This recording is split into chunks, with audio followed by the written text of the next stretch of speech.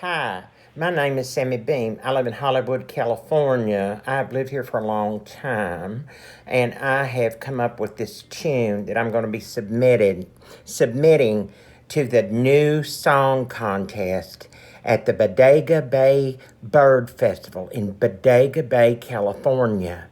Now, my friend Betty worked for the federal government, and she wrote up cases for the federal judge. She was very sophisticated.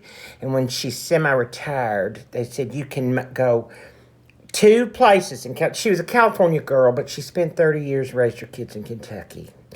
So anyway, they said you can go into semi-retirement and you can go work at either of these two places and live there. You can either live in Bodega Bay, where The Birds was filmed in 1961 or 2 or whenever, or you could live in Santa Barbara.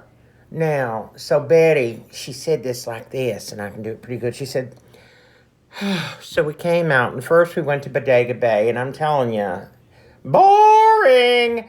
Not a goddamn thing going on in Bodega Bay, but people standing around talking about the time The Birds was filmed there.